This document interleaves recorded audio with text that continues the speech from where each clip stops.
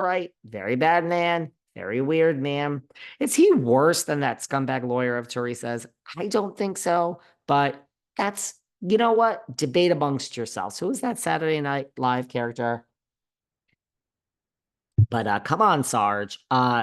This Jennifer Aydin, let me tell you something about this Jennifer Aydin. She is watching the scenes with herself up there. I mean, that's the most interesting I find. Like when Dolores finds herself so unattractive, but this Aydin girl is watching herself, and she like giggles to herself over herself. She's talking to the TV. Don't start none, won't be none, girl. It's like, okay, Jennifer, we see what you're watching, and we're glad that you're a fan of your own. But she gets so silly and so into it. I'm not even trying to like criticize her. I've said this before. I really think Jennifer needs to find herself. I think she went right from her parents' house right to Bill's house. She never was on her own. You go from your parents to Bill's, then he cheats on you. Of course, you're not going to leave. Duh. You don't know who you are without your parents, without Bill. Who is Jennifer Aydin?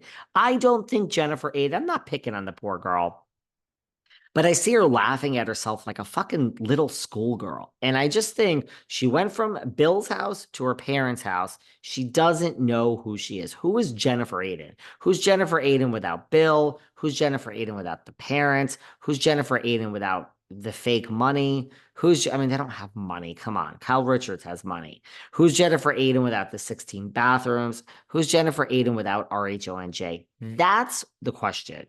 That's the question. Because that's the Jennifer you have to live the next 40 years if you're lucky with.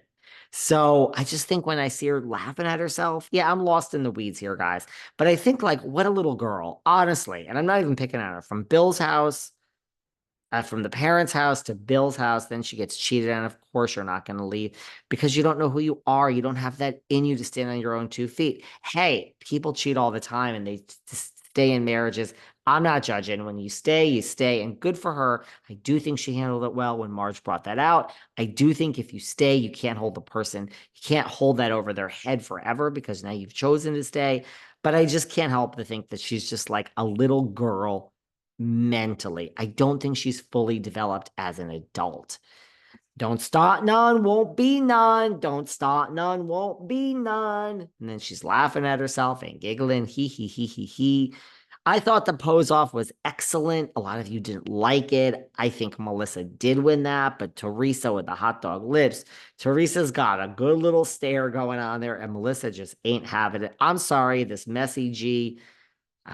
She makes me laugh when she does this pose, this messy G. The whole pose off made me laugh. Possibly the highlight of the whole damn thing was this pose off. Then Melissa calls her white trash, and Teresa thinks she's got some like smoking gun. Oh my God, she said white trash. We had Gabriella, Melissa's little nose on, and Melissa's little nose said that Teresa called her after this whole thing, after Louie said that, and she was so stressed and panting, and the cigarettes earlier, and that, but that, really she wanted her to find, like, remember Gabriella, she said white trash, white trash. Gabriella, Melissa's little nose says she had to remind Teresa we can't use that against her because you used the words white trash when you called Marge white trash.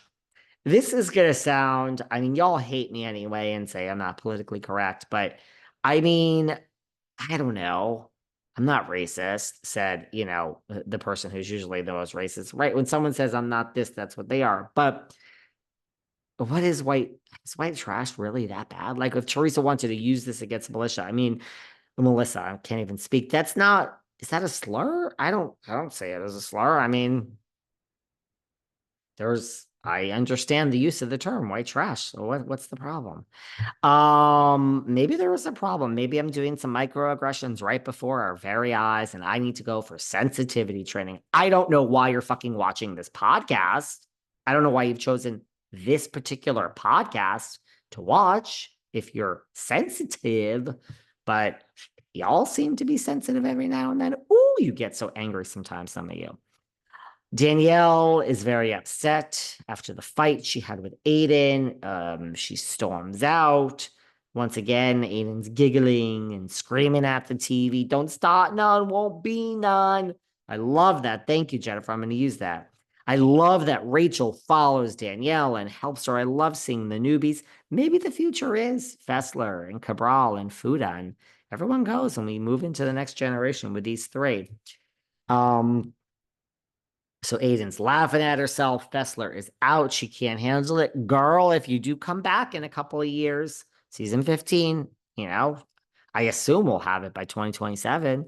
So by 2027, girl, either you figure it out, Fessler, or maybe you ain't qualified to come back.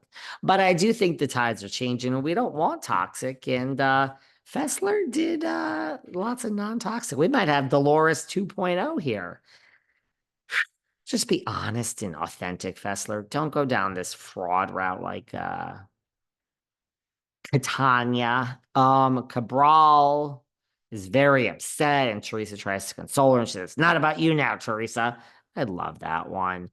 Um, Teresa's watching and she says she flipped a table, but she took a lot out on that table. She admits it. We're talking about the table flip.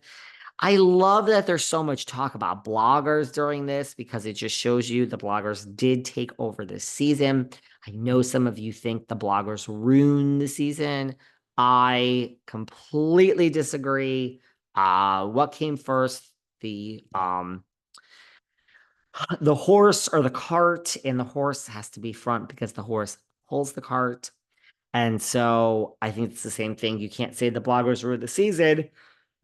The bloggers would not be around. I'm yawning. The bloggers, sorry guys, I work 24 hours a day and I was out late last night. I was out with Luann on a school night. And I don't want to go out on a school night. I want to go into bed, but I was out very late. But I say that the bloggers could never end the season if Teresa wasn't reaching out to the bloggers. And again, all the Marge bloggers, I welcome you on the show. We had Melissa's Old Nose. So where are those bloggers that did this all day for Marge? I'm willing to talk to you guys.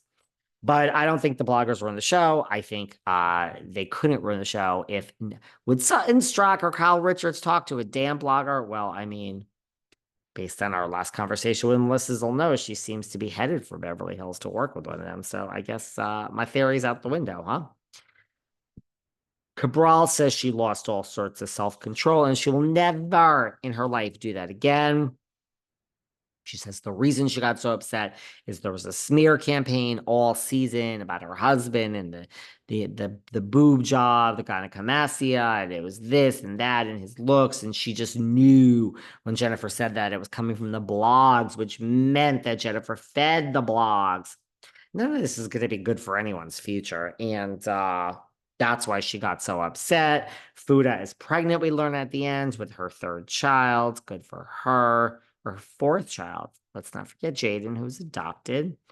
Melissa is a very, very messy G. Hi, messy G. Messy G was very, very entertained when Fuda called her fat fucking hot dog lips, whatever the fuck she said. That entertained